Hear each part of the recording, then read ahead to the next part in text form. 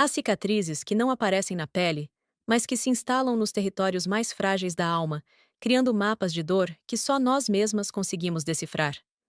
Durante 5 anos, carreguei comigo essas marcas invisíveis, cultivadas por palavras afiadas que cortavam mais fundo que qualquer lâmina. Meu nome é Marisa, e esta é a história de como aprendi que às vezes precisamos descer ao inferno para descobrir que somos feitas de fogo. Tudo começou naquela quinta-feira úmida de março, quando o ar dentro da nossa casa parecia tão pesado quanto as palavras que Adalberto estava prestes a disparar contra mim. Eu estava na cozinha, preparando o jantar, como fazia todos os dias, quando senti sua presença entrando na cozinha com aquela postura rígida que eu já conhecia tão bem. Meu coração se contraiu instantaneamente, aquele músculo treinado pelo medo antecipando mais uma tempestade.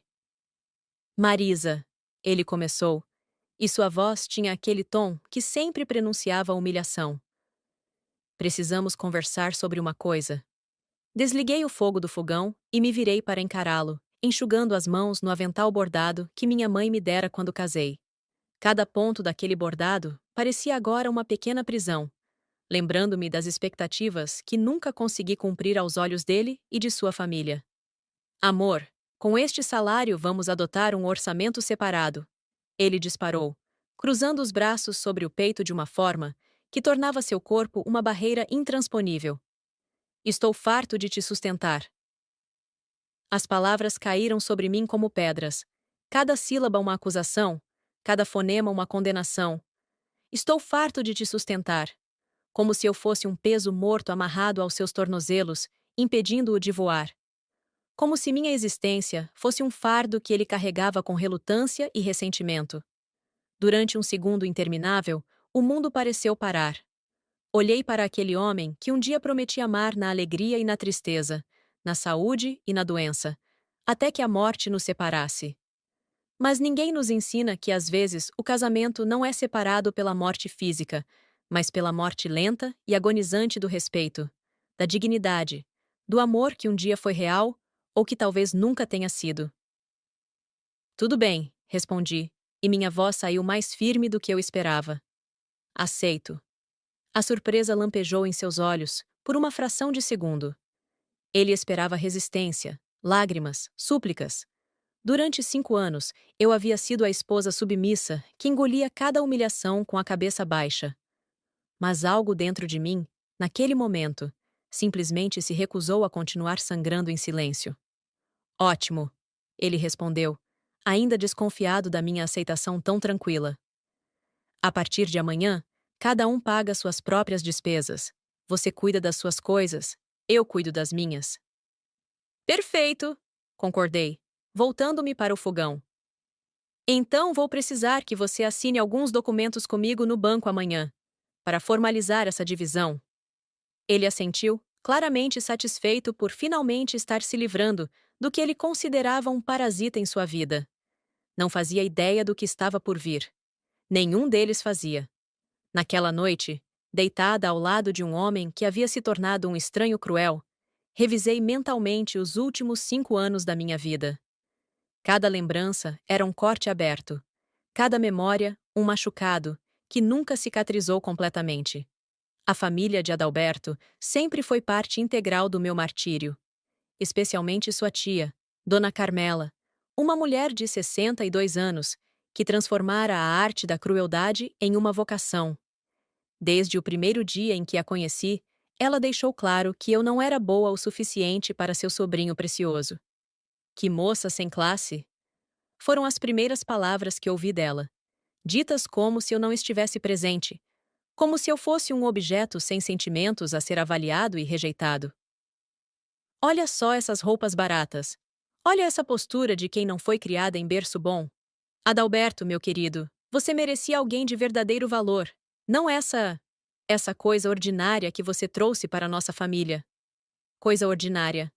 Essas palavras se instalaram em algum lugar profundo dentro de mim, criando raízes venenosas que se espalharam por todos os cantos da minha autoestima. Durante anos, sempre que me olhava no espelho, era a voz de Dona Carmela que eu ouvia, me dizendo que eu não tinha valor, que eu era comum, descartável, indigna. E Adalberto nunca a corrigiu. Nem uma única vez. Ao contrário, ele parecia alimentar-se daquela dinâmica doentia, como se a aprovação de sua família valesse mais do que qualquer coisa que eu pudesse oferecer. Quantas vezes ele próprio repetiu variações daqueles insultos? Quantas vezes me chamou de inútil, incompetente, peso morto? Lembro-me do meu aniversário de 28 anos, há 2 anos. Dona Carmela apareceu em nossa casa, junto com mais 3 irmãs de Adalberto e 2 de seus primos. Eles chegaram sem avisar, como sempre faziam, esperando que eu largasse tudo para servi-los. Marisa! Adalberto me chamou da sala, usando aquele tom de voz que não era um pedido, mas uma ordem. Minha família está aqui. Prepare algo para eles comerem. Eu estava me arrumando para sair. Havia reservado um pequeno restaurante para jantar com Adalberto, esperando que ele lembrasse que era meu aniversário. Ilusão tola. Mas Adalberto! Comecei, tentando manter a voz firme. Eu tinha planos para hoje. Que planos? Ele rebateu, sua voz elevando-se uma oitava. Que planos você poderia ter que fossem mais importantes do que receber minha família? Você é uma egoísta, é isso que você é. Uma egoísta que só pensa em si mesma. Do sofá, Dona Carmela observava tudo, com um sorriso satisfeito nos lábios pintados de vermelho escuro. Ela usava um vestido azul marinho caro, com um colar de pérolas que devia custar uma fortuna. Seus olhos pequenos e calculistas brilhavam com prazer ao me ver ser rebaixada. Deixa eu te falar uma coisa, menina. Ela se levantou, caminhando em minha direção com passos lentos e deliberados, como um predador que sabe que sua presa não tem para onde fugir. Você deveria agradecer todos os dias por ter conseguido um homem como meu sobrinho. Olha para você. O que você é? Nada. Uma ninguém que veio do nada. Sem família de respeito, sem educação refinada, sem nada que preste. E você ainda tem a audácia de reclamar quando a gente vem visitar? Quem você pensa que é? Suas palavras eram como chibatadas. Cada sílaba arrancava um pedaço da minha dignidade, deixando-me cada vez mais nua, mais exposta, mais vulnerável. Vovó está com fome! Grunhiu uma das primas de Adalberto. Uma mulher robusta de 40 anos, chamada Berenice, que sempre me olhava com desdém. Essa sua mulherzinha imprestável não vai alimentar a gente ou a gente vai ter que morrer de fome aqui? Imprestável, riu outra prima, Luciana, uma loira artificial com extensões de cabelo que chegavam até a cintura. Essa é a palavra certa. Olha para ela, nem sabe se vestir direito. Parece uma empregada doméstica de baixa categoria. Elas riram. Todas riram. E Adalberto apenas observava, sem dizer uma palavra em minha defesa. Seu silêncio doía mais do que qualquer insulto direto. Fui para a cozinha com os olhos queimando de lágrimas contidas e preparei um banquete para aquelas pessoas que me desprezavam. Lasanha, arroz, feijão, saladas, farofa, carne assada. Passei 4 horas cozinhando, enquanto eles riam e conversavam na sala, fazendo piadas sobre mim alto o suficiente para que eu ouvisse. Pelo menos ela serve para alguma coisa, ouvi Dona Carmela dizer. Cozinhar é provavelmente a única habilidade que essa medíocre possui. Medíocre. Mais uma palavra para adicionar à coleção de facas que perfuravam minha alma. Quando finalmente coloquei a comida na mesa, eles devoraram tudo como animais famintos, sem um único agradecimento, sem um único elogio. E quando terminaram, simplesmente se levantaram e foram embora, deixando a cozinha destruída, pratos sujos empilhados, comida derrubada no chão. Limpa essa bagunça. Foi tudo que Adalberto disse antes de sair para levar a tia dele em casa. Eram 11 horas da noite quando terminei de limpar. Meu aniversário havia terminado. Ninguém havia se lembrado. Ninguém se importava. Esses episódios se repetiram incontáveis vezes ao longo dos anos. A família de Adalberto tratava a nossa casa como um restaurante gratuito, aparecendo quando queriam, exigindo ser servidos, me humilhando de todas as formas possíveis. Olha essa pele horrível que você tem, Dona Carmela me disse certa vez, apertando meu braço com força suficiente para deixar marca. Parece couro velho. Você não se cuida, mulher? Que vergonha meu sobrinho deve sentir de ter que te apresentar como esposa? Esse cabelo parece palha de aço, adicionou Berenice, puxando uma mecha do meu cabelo com crueldade. Nunca ouviu falar de salão de beleza? Ah, esqueci. Você não tem dinheiro para essas coisas, né? Vive sugando o dinheiro do Adalberto parasita. Parasita. Sanguessuga. Peso morto. Inútil. Incompetente. Feia. Gorda. Magra demais. Burra. Ignorante. Sem valor. Sem classe. Ordinária. Vulgar. Medíocre. As palavras se acumulavam, camada sobre camada, construindo uma prisão ao meu redor. Uma prisão feita de vergonha, de dor, de uma sensação crescente de que talvez eles estivessem certos. Talvez eu realmente fosse tudo aquilo que diziam. Houve um incidente particularmente devastador há cerca de 1 ano e meio. Dona Carmela estava planejando o casamento de sua neta, filha de Berenice, e havia comprado um vestido de noiva caríssimo, importado, coberto de cristais e rendas francesas. O vestido custou R$ 25.000, um valor absurdo que ela fez questão de mencionar repetidas vezes. R$ 25.000, ela repetia com orgulho, acariciando o tecido como se fosse algo sagrado. Porque minha neta merece o melhor, não como certas pessoas que se casam com qualquer trapo barato. Shira! Ela estava se referindo ao meu vestido de casamento, que havia custado R$ 800. Era simples, mas era bonito, e era o que eu podia pagar na época. Mas para Dona Carmela, era apenas mais uma evidência da minha inferioridade. R$ 800, ela riu. Aquele riso agudo e cruel que ecoava dentro da minha cabeça, mesmo quando ela não estava presente. Você se casou com um trapo de R$ 800? E se acha digna de estar nesta família? Que piada! Que piada patética! Adalberto estava presente durante essa conversa. Ele não disse nada. Apenas bebeu sua cerveja e assistiu sua tia me destroçar verbalmente, como se fosse um espetáculo de entretenimento. Mas o vestido de R$ 25.000 acabaria desempenhando um papel importante no final desta história. Assim como muitas outras coisas, das quais eles tanto se orgulhavam. Na manhã seguinte, àquela quinta-feira fatídica, acordei antes do sol nascer. Adalberto ainda dormia, roncando levemente, completamente alheio à tempestade que estava prestes a desabar sobre sua vida. Levantei-me silenciosamente, vesti-me com cuidado e fui para a cozinha. Ali, sentada à mesa de madeira que minha avó me deixou como herança, revisei os documentos que havia preparado ao longo dos últimos meses. Sim, meses. Porque eu não era a idiota que eles pensavam que eu fosse. Eu havia me preparado para este momento, antecipando que, eventualmente, Adalberto se cansaria da farsa de ser o provedor generoso. Veja, havia um segredo que ninguém na família dele conhecia. Um segredo que eu guardava cuidadosamente, não por malícia, mas porque ninguém nunca se deu ao trabalho de perguntar. Ninguém nunca demonstrou o menor interesse em quem eu realmente era, no que eu realmente fazia. Eles presumiram que eu era uma desempregada, uma dona de casa inútil que vivia às custas de Adalberto. E eu nunca os corrigi.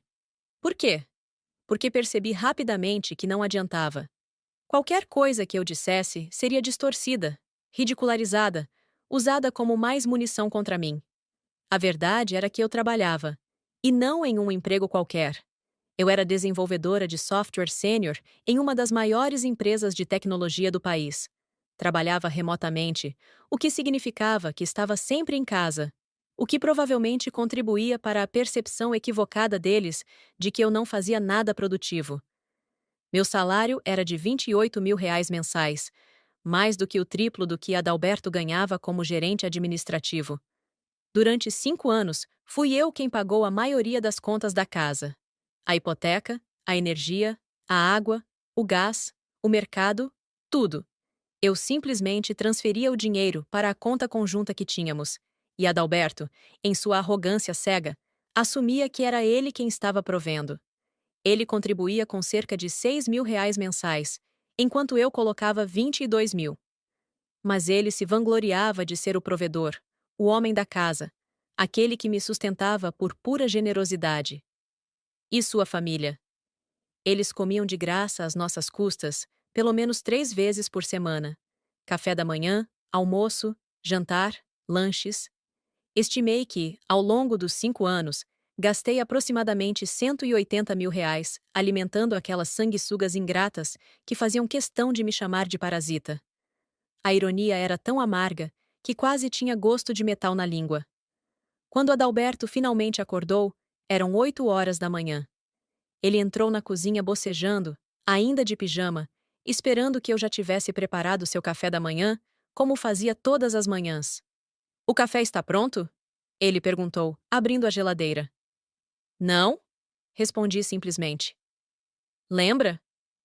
Orçamentos separados a partir de hoje. Você cuida das suas coisas, eu cuido das minhas." Ele me olhou como se eu tivesse falado em uma língua alienígena. "Você está brincando."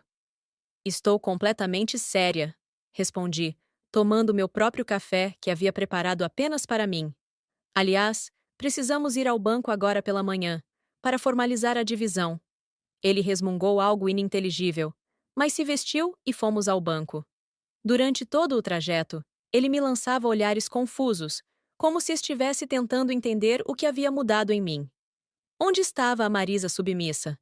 Onde estava a mulher que aceitava tudo calada? Ela havia morrido, Adalberto. Você a matou. E em seu lugar nasceu alguém que não tinha mais nada a perder. No banco, solicitei que fosse feita a separação completa de nossas contas. A conta conjunta seria encerrada e cada um teria apenas sua própria conta individual. O gerente, um homem de meia idade chamado Senhor Rogério, nos atendeu com profissionalismo. "Muito bem", ele disse, digitando em seu computador. "Vou precisar que ambos assinem alguns documentos. E senhora Marisa, a senhora tem certeza de que quer encerrar a conta conjunta? A maior parte do saldo está sob sua titularidade." Adalberto congelou. "Como assim a maior parte do saldo está sob a titularidade dela?" Senhor Rogério olhou para ele com surpresa. "Senhor Adalberto, seu esposo não está ciente da estrutura financeira de suas contas?" "Estrutura financeira?" Adalberto repetiu, sua voz elevando-se. "Do que você está falando?" "Bom." Senhor Rogério consultou sua tela novamente. "Dos R$ 215.000 que existem na conta conjunta, 198.000 foram depositados pela senhora Marisa. Os depósitos do senhor totalizam apenas R$ 17.000 nos últimos 5 anos." O silêncio que se seguiu era tão profundo que eu podia ouvir o zumbido das lâmpadas fluorescentes no teto. Adalberto me olhava como se estivesse vendo um fantasma, sua boca abrindo e fechando sem emitir som algum. "Isso não pode estar certo", ele finalmente conseguiu dizer. "Isso não. Eu. Eu sou quem paga as contas." Na verdade, Senhor Rogério olhou desconfortável, percebendo que havia revelado algo que provavelmente deveria ter sido discutido em particular. "Ah, senhora Marisa é responsável por aproximadamente 92% de todos os depósitos feitos na conta conjunta durante o período de 5 anos." Observei Adalberto processar essa informação. Vi o momento exato em que a realidade o atingiu como um trem em alta velocidade. Seu rosto passou por uma série de cores: branco, vermelho, roxo. "Você trabalha?" Ele sussurrou como se a ideia fosse completamente alienígena. "Trabalho", confirmei com calma. "Sempre trabalhei. Você nunca perguntou. Mas você está sempre em casa." "Trabalho remotamente. Como desenvolvedora de software sênior. Ganho R$ 28.000 por mês." Vi as contas se formando em sua cabeça. Vi o momento em que ele percebeu que durante 5 anos havia me chamado de parasita enquanto era ele quem vivia às minhas custas. Vi a vergonha começar a colorir suas bochechas, rapidamente substituída por raiva. "Por que você nunca me disse?" Ele explodiu. "Você nunca perguntou?" Repeti, minha voz ainda calma, ainda controlada. "Em 5 anos, Adalberto, você nunca uma única vez demonstrou curiosidade sobre o que eu fazia o dia inteiro. Você apenas presumiu que eu não fazia nada. E eu deixei você presumir." Senhor Rogério limpou a garganta, claramente desconfortável com a tensão na sala. "Então, vocês gostariam de prosseguir com a separação das contas?" "Sim", respondi imediatamente. E eu gostaria de transferir todo o meu saldo para a minha conta individual. Os 17 mil reais que são dele podem permanecer como seu saldo inicial. Adalberto parecia estar tendo um derrame. Marisa, não seja ridícula. Esse dinheiro é nosso. Não, cortei, e havia aço em minha voz. Esse dinheiro é meu. 92% dele foi ganho com o meu trabalho. E agora que temos orçamentos separados, como você mesmo sugeriu, vou ficar com o que é meu. Mas a casa? Ele começou, e então parou, percebendo a magnitude do buraco que havia cavado para si mesmo. A casa? Repeti, inclinando a cabeça. A casa que está no meu nome porque foi comprada com o dinheiro da herança dos meus pais? Essa casa? Outra revelação. Outro golpe. Ele estava desmoronando diante dos meus olhos, e eu não sentia nem um pingo de pena. Veja, quando nos casamos, meus pais haviam acabado de falecer em um acidente de carro.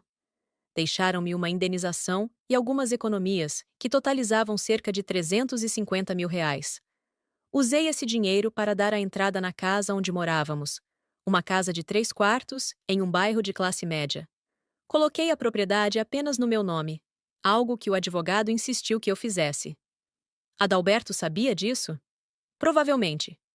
Mas em sua mente distorcida, o que era meu era dele, e o que era dele era apenas dele. Senhor Rogério, continuei, por favor, prossiga com a separação. Transferência de 198 mil reais para minha conta individual. Não! Adalberto gritou. Você não pode fazer isso. Somos casados. Somos casados em separação parcial de bens, informei, exibindo uma cópia do nosso contrato pré-nupcial que eu havia trazido comigo. O que significa que cada um mantém o que trouxe para o casamento e o que adquiriu individualmente. O dinheiro que ganhei com meu trabalho é meu por direito legal. Havia consultado um advogado semanas atrás, preparando-me para este momento. Sabia exatamente quais eram meus direitos. Sabia que cada centavo que ganhei era legalmente meu. Senhor Rogério processou os documentos. Levou cerca de 45 minutos, durante os quais Adalberto ficou sentado em silêncio, o choque transformando-se lentamente em uma raiva impotente. Quando finalmente saímos do banco, eu tinha minha conta individual com 198 mil reais, e ele tinha sua conta com 17 mil. No carro, ele explodiu. Você é uma víbora! Ele gritou socando o volante. Uma cobra traiçoeira!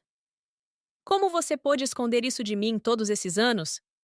Eu não escondi nada, respondi calmamente. Você nunca perguntou. E francamente, Adalberto, depois de anos sendo chamada de inútil, parasita e peso morto, você realmente esperava que eu continuasse sustentando você e sua família de sanguessugas? Minha família? Ele rosnou. Não fale da minha família desse jeito. Sua família, continuei, minha voz ganhando força, que aparece em nossa casa 3, 4 vezes por semana para comer de graça. Sua família que me chama de ordinária, medíocre, sem valor. Sua tia que me humilha toda vez que me vê. Eles vão adorar saber que a parasita era, na verdade, quem pagava pela comida que enfiavam goela abaixo enquanto me insultavam. Ele ficou vermelho de raiva, mas não tinha resposta. Porque tudo o que eu disse era verdade, e ele sabia disso. Chegamos em casa em um silêncio tenso. Assim que entramos, fui direto para a cozinha e comecei a remover todos os alimentos das prateleiras e da geladeira. Separei meticulosamente tudo o que era meu, o que havia comprado, colocando em uma pilha. A pilha dele era constrangedoramente pequena. Algumas cervejas, um pacote de biscoitos, um pedaço de queijo. O que você está fazendo? Ele perguntou, sua voz falhando. Separando nossos mantimentos, respondi. Orçamentos separados, lembra? A partir de agora, você compra sua comida, eu compro a minha. Você está sendo absurda. Estou sendo exatamente o que você pediu. Peguei toda a minha comida e levei para o quarto de hóspedes, que havia decidido transformar em meu espaço pessoal. Instalei uma pequena geladeira que comprei online, com entrega no mesmo dia, e transferi tudo para lá. Adalberto me observava com uma mistura de horror e descrença, como se estivesse assistindo seu mundo desmoronar em tempo real. E estava. Tudo o que ele havia construído em sua mente, toda a narrativa de ser o homem provedor generoso que sustentava uma esposa inútil, havia se revelado uma farsa completa. Aquela noite, ele tentou argumentar, manipular, até mesmo chorar. Mas eu estava imune. 5 anos de humilhação haviam criado uma carapaça ao meu redor, dura e impenetrável. Marisa, por favor, ele implorou. Vamos conversar sobre isso como adultos. Agora você quer conversar? Perguntei, sem olhar para ele. Depois de 5 anos me tratando como lixo? Depois de permitir que sua família me destruísse pedaço por pedaço? Agora que descobriu que eu tenho dinheiro? Agora você quer conversar? Ele não tinha resposta. Porque novamente eu estava certa. O verdadeiro espetáculo, no entanto, estava apenas começando. 3 dias depois, na sexta-feira à noite, ouvi o barulho familiar de carros estacionando em frente à casa. Olhei pela janela e vi o inevitável. Dona Carmela, Berenice, Luciana e mais 3 membros da família de Adalberto saindo de seus carros, carregando aquela expectativa vazia de que seriam alimentados e entretidos. Sorri. Ah, como sorri! Adalberto estava no trabalho ainda. Então fui eu quem atendeu a porta. Dona Carmela entrou sem esperar ser convidada, como sempre fazia, seus olhos me escaneando com o desdém habitual. Marisa? Ela disse meu nome como se fosse uma doença contagiosa. Estamos com fome. Vai ficar aí parada ou vai servir a gente? Boa noite para você também, Dona Carmela. Respondi com uma doçura venenosa. Ela estreitou os olhos, desconfiada da minha atitude. As outras entraram atrás dela, Berenice tropeçando ligeiramente, provavelmente já tendo bebido no caminho. Luciana estava ao telefone, falando alto sobre algum drama com uma amiga, sua voz estridente ecoando pela casa. Todos se dirigiram à cozinha, como sempre faziam, esperando encontrar uma mesa posta, comida quente, bebidas geladas. Tudo o que encontraram foi uma cozinha completamente vazia. Não havia nada nos balcões, nada na mesa.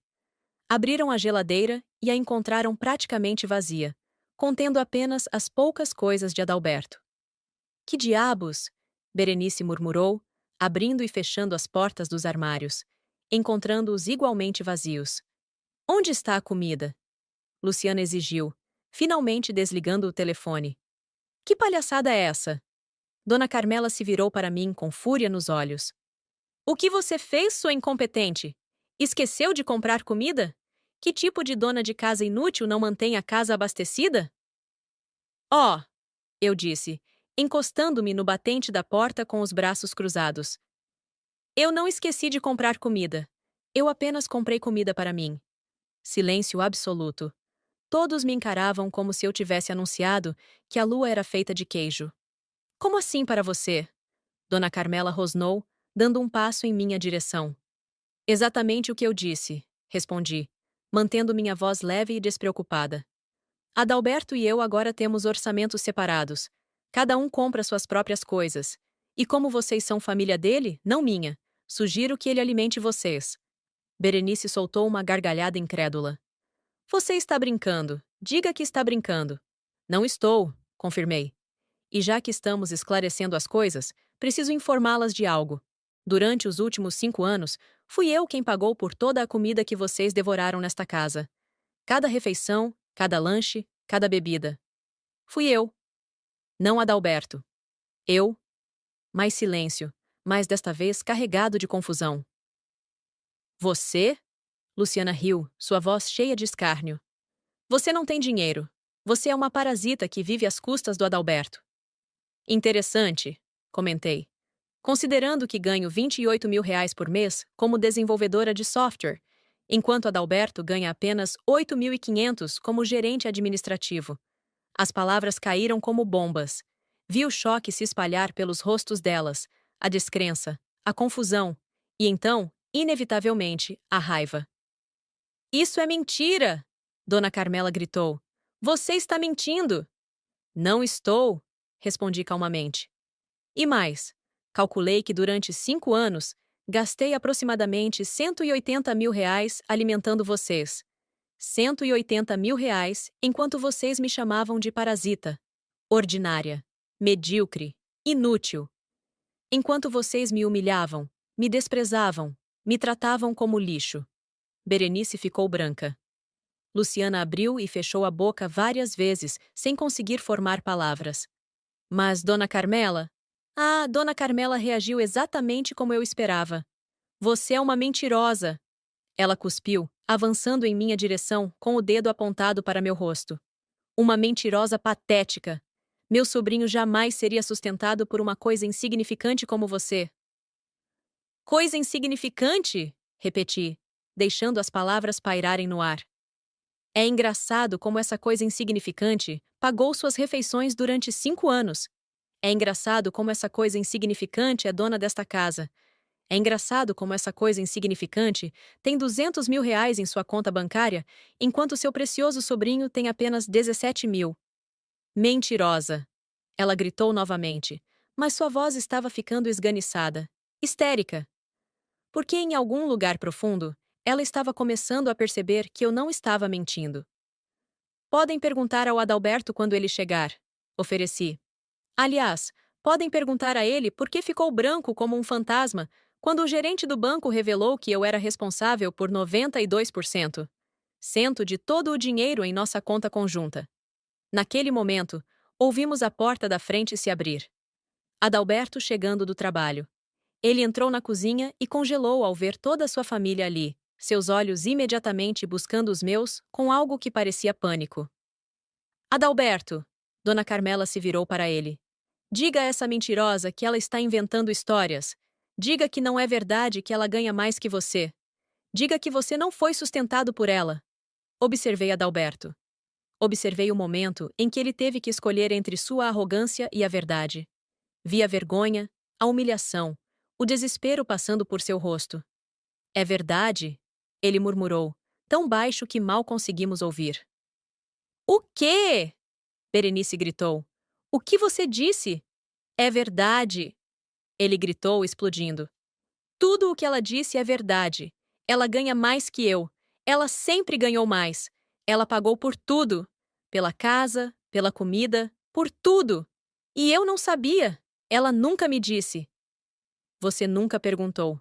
Corrigi suavemente. Dona Carmela pareceu estar à beira de um colapso. Seu rosto estava roxo, suas mãos tremiam. Você deixou uma mulher te sustentar? Ela sibilou para Adalberto. Que tipo de homem você é? O tipo de homem que chamava essa mesma mulher de parasita, enquanto era ele o parasita, respondi por ele. O tipo de homem que permitia que sua família humilhasse a mulher que pagava por tudo. Berenice, recuperando-se ligeiramente do choque, tentou atacar. Bem, isso não muda nada. Você ainda é uma ordinária sem classe. Uma ordinária sem classe que tem uma casa em seu nome, 200 mil reais no banco e um salário que faria vocês babarem, retruquei. Enquanto vocês, o que vocês têm, além de uma dependência patética da generosidade dos outros? Como você ousa? Luciana berrou. Como você ousa falar assim com a gente? Como eu ouso? Repeti. E finalmente, deixei a raiva que havia guardado por 5 anos vir à superfície. Durante 5 anos, vocês me trataram como menos que nada. Durante 5 anos, vocês vieram à minha casa, comeram minha comida e me cuspiram no rosto. Vocês me chamaram de parasita enquanto eram vocês as sanguessugas. Vocês me chamaram de ordinária enquanto eram vocês que se comportavam como animais mal-educados. Vocês me chamaram de inútil enquanto era eu quem trabalhava para alimentar vocês. Minha voz estava elevada agora. Anos de humilhação transformando-se em palavras de fogo. Vocês se orgulham tanto de seu status, de suas roupas caras, de sua suposta superioridade. Mas o que vocês são sem os outros para sugar? O que vocês são quando têm que se sustentar sozinhos? Dona Carmela tremia de raiva. Nós temos dignidade, temos classe, algo que você nunca terá, não importa quanto dinheiro ganhe. Dignidade? Ri, e foi um riso amargo. Dignidade de quem precisa que outros paguem suas refeições? Classe de quem humilha quem os alimenta? Vocês não têm dignidade. Vocês não têm classe. Vocês só têm arrogância e veneno. Chega! Adalberto finalmente encontrou sua voz. Chega, Marisa! Você provou seu ponto. Não, respondi, meus olhos fixos nos dele. Não provei, porque meu ponto não é só sobre dinheiro. É sobre respeito, é sobre dignidade. É sobre 5 anos de abuso que eu aguentei calada. E agora vocês todos vão ouvir. Virei-me para Dona Carmela. Você, com seu vestido de 25 mil reais, me chamando de ordinária, porque meu vestido de casamento custou 800 reais. Sabe o que é realmente ordinário? Gastar 25 mil reais em um vestido que será usado uma única vez, enquanto você depende dos outros para sua alimentação diária. Sabe o que é realmente ordinário? Julgar o valor de alguém pelo preço de suas roupas. Depois para Berenice. Você que me chamou de empregada doméstica de baixa categoria. Qual é seu emprego mesmo? Ah, sim, você não tem um. Vive do dinheiro do seu marido, que por sinal está cansado de suas extravagâncias. Ouvi ele reclamando disso com Adalberto mês passado. Berenice ficou vermelha, a vergonha e raiva misturando-se em seu rosto. E então para Luciana. E você, com suas extensões de cabelo que custam mais do que você ganha em um mês como recepcionista? Você que ri da minha aparência, enquanto está endividada até o pescoço, para manter uma fachada de luxo que não pode pagar. Todos ficaram em silêncio, meus ataques certeiros atingindo nervos expostos. Saiam da minha casa, disse finalmente, minha voz calma novamente, mas carregada de autoridade. Todos vocês, e não voltem. Esta é minha casa, meu nome na escritura, e vocês não são mais bem-vindos aqui. Você não pode nos expulsar. Dona Carmela protestou, mas sua voz estava fraca. Posso sim, corrigi. E estou fazendo. Saiam. Agora. Eles olharam para Adalberto, esperando que ele interviesse, que restaurasse algum senso de ordem. Mas ele estava devastado, incapaz de fazer qualquer coisa além de observar sua realidade se despedaçar. Lentamente, um por um, eles saíram. Dona Carmela foi a última, parando na porta para lançar um último veneno. Você vai se arrepender disso, ela sibilou. Ninguém trata minha família assim e fica impune. Ameaças? Sorri friamente. Que adorável. Mas sabe qual é a diferença entre você e eu, Dona Carmela? Eu tenho recursos, eu tenho independência, eu tenho uma vida que construí sozinha. E você? Você tem um vestido de 25 mil reais que logo não vai mais servir para nada. Ela saiu batendo a porta com força suficiente para fazer os quadros nas paredes tremerem. Fiquei sozinha com Adalberto na cozinha. O silêncio entre nós era pesado, cheio de 5 anos de mentiras, humilhações e revelações. Marisa, ele começou, e havia lágrimas em seus olhos. Eu não sabia. Você não sabia porque não se importou em saber, respondi, e minha voz estava cansada. Durante 5 anos, Adalberto, você me tratou como inferior. Você permitiu que sua família me destroçasse. E tudo isso enquanto era eu quem mantinha esta casa de pé. Eu sinto muito. Ele chorou, e as lágrimas agora caíam livremente. Eu sinto muito. Por favor, podemos voltar atrás? Podemos consertar isso? Olhei para aquele homem que um dia amei, que agora não passava de um estranho choroso, tentando se agarrar aos destroços do que havia destruído. Não, disse simplesmente. Não podemos. Por favor! Ele caiu de joelhos, literalmente de joelhos, suas mãos agarrando as minhas. Eu faço qualquer coisa. Eu corto relações com minha família. Eu vou mudar.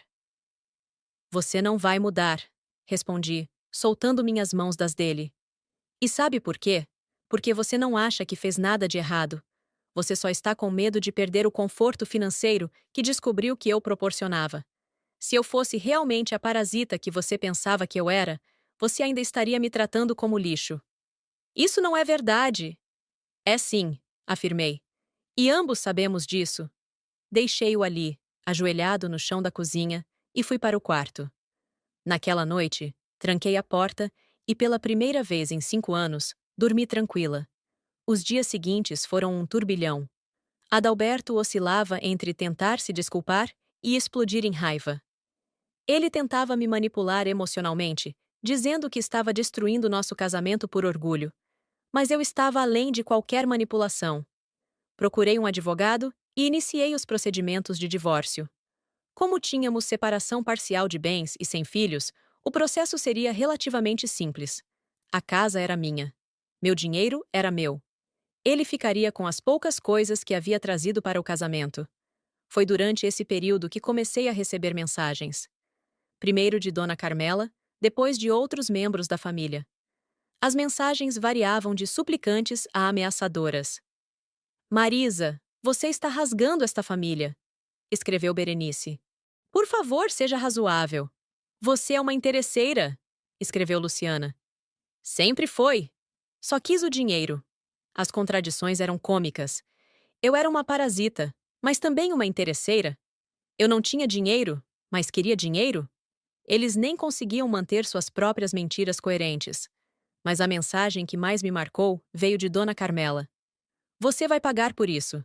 Vai ver o que acontece quando alguém mexe com minha família. Bloqueei todos eles. E então, esperei. A vingança, descobri, é um prato que se serve não apenas frio, mas calculado. Eu havia passado os últimos meses não apenas preparando documentos financeiros, mas também coletando evidências. Screenshots de mensagens humilhantes. Gravações de conversas onde eles me insultavam. Legais, feitas em minha própria casa. Recibos de todas as despesas que paguei. E então, usei essas evidências de uma forma que eles nunca esperariam. Veja, Berenice trabalhava para uma empresa de seguros. Luciana era recepcionista em uma clínica médica. E Dona Carmela? Ela não trabalhava, mas dependia de uma pensão do marido falecido e da generosidade da família. Comecei enviando pacotes de informação para os empregadores de Berenice e Luciana. Nada ilegal, apenas verdades. Como elas frequentemente postavam nas redes sociais durante o horário de trabalho, fingindo estar doentes. Como desviavam pequenas quantias usando seus cartões corporativos para despesas pessoais, algo que descobri acidentalmente quando Berenice bêbada confessou durante um jantar. Berenice foi demitida. Luciana também. Quanto a Dona Carmela, bem, ela havia se gabado infinitamente sobre aquele vestido de 25 mil reais. O que ela não sabia é que havia salvado todas as suas mensagens me humilhando. Compilei tudo em um documento detalhado, mostrando 5 anos de abuso verbal sistemático. E então, processá-la. Não por danos enormes, mas pelo equivalente ao valor que gastei alimentando sua família ingrata. 180 mil reais. Meu advogado, Dr. Henrique, um homem brilhante de 40 e poucos anos, construiu um caso sólido. Tínhamos evidências das despesas, testemunhos. Alguns vizinhos haviam presenciado as humilhações. E as próprias mensagens dela me ameaçando. O processo levou alguns meses, mas quando finalmente chegou ao tribunal, foi devastador para ela. Sentada no banco de testemunhas, Dona Carmela tentou se fazer de vítima. Ela está inventando histórias! Ela chorou para o juiz Dr. Marcos, um homem sério de 60 anos. Eu sempre tratei ela bem. Dr. Henrique simplesmente apresentou as evidências. Mensagens impressas, gravações, testemunhos. Era impossível negar. Senhora Carmela, o juiz disse finalmente, sua voz pesada de desaprovação. Raramente vejo um caso de abuso verbal tão sistemático e prolongado. A autora tem direito à compensação não apenas pelos danos financeiros, mas pelos danos psicológicos sofridos. O veredicto foi de 220 mil reais. 180 mil em compensação por despesas, mais 40 mil em danos morais. Dona Carmela não tinha esse dinheiro. Ela teve que vender tudo o que tinha de valor, incluindo aquele precioso vestido de noiva de 25 mil reais. Sentada no tribunal no dia em que o veredicto foi lido, vi seu rosto desmoronar completamente. Toda a sua arrogância, todo o seu veneno, tudo desapareceu, deixando apenas uma mulher velha e assustada, percebendo que havia apostado no cavalo errado. Você não pode fazer isso, ela sussurrou, as lágrimas escorrendo por seu rosto cuidadosamente maquiado. Por favor, eu não tenho esse dinheiro. Deveria ter pensado nisso antes de passar 5 anos me humilhando, respondi, sem um pingo de remorso. Ela teve que vender sua própria casa, o vestido da neta, joias, tudo. E mesmo assim não foi suficiente. Ela acabou tendo que ir morar de favor na casa de um sobrinho distante, dependendo de sua caridade.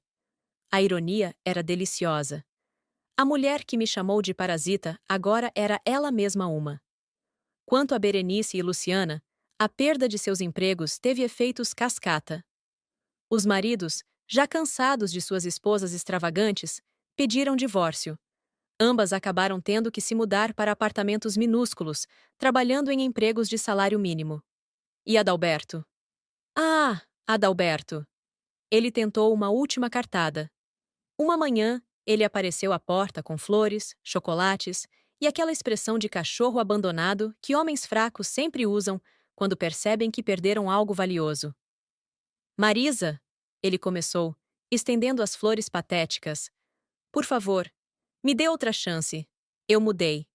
Eu vi o erro dos meus caminhos. Olhei para as flores, para ele, e ri. Ri alto e livremente, de uma forma que não ria há anos. Você mudou? Repetition. Você só mudou porque descobriu que eu tinha dinheiro. Se eu fosse realmente a parasita que você pensava que eu era, você ainda estaria me tratando como lixo. Isso não é verdade! Ele protestou, mas sua voz estava desesperada. Pare de mentir, disse calmamente. Pelo menos tenha a decência de ser honesto agora. Você não se importa comigo. Você nunca se importou. Você se importa com o conforto financeiro que eu proporcionava sem que você percebesse. Eu te amo, ele insistiu, e era tão falso que quase doía ouvir. Você não sabe o que é amor, respondi. Amor não humilha. Amor não permite que outros humilhem. Amor não chama o outro de parasita enquanto vive às suas custas. Por favor! Ele caiu de joelhos novamente, agarrando minha mão. Eu faço qualquer coisa. Qualquer coisa. Soltei minha mão da dele e dei um passo para trás. Há apenas uma coisa que você pode fazer, Adalberto. O quê?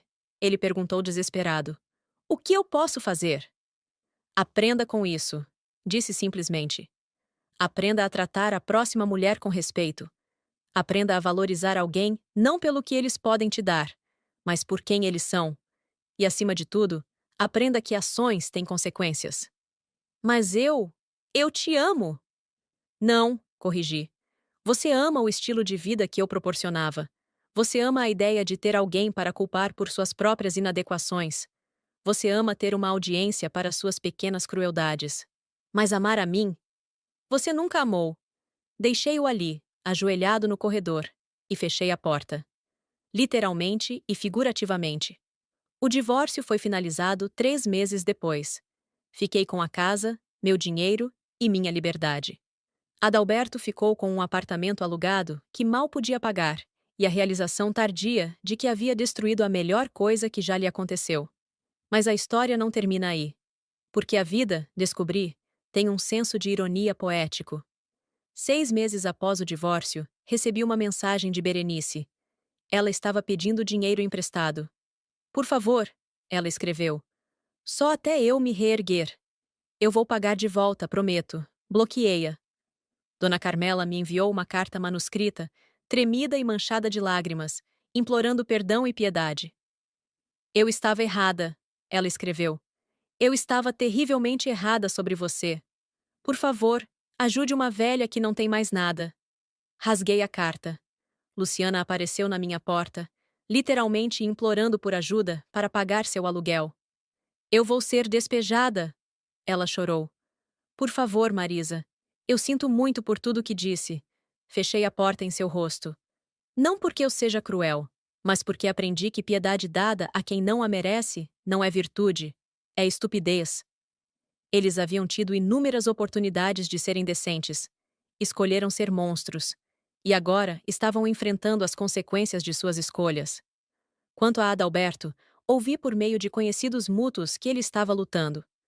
Seu salário não era suficiente para manter o estilo de vida que estava acostumado. Ele havia tentado arranjar um segundo emprego, mas a realidade de trabalhar duro sem reconhecimento estava quebrando-o lentamente. Ele me enviou uma mensagem no meu aniversário, 1 ano após nossa separação. Feliz aniversário. Espero que você esteja bem. Eu penso em você todos os dias. Não respondi, porque não havia nada a dizer. Ele havia feito sua cama e agora tinha que deitar nela. Mas a vingança mais doce não foi financeira. Foi quando, 2 anos após tudo isso, encontrei amor verdadeiro. Seu nome era Ricardo, e ele era professor de literatura em uma universidade local. Tímido, gentil, com olhos que realmente me viam. Não meu dinheiro, não o que eu podia fazer por ele, mas eu. Quem eu era no meu núcleo mais profundo. Nosso primeiro encontro foi em uma livraria. Estávamos alcançando o mesmo livro ao mesmo tempo.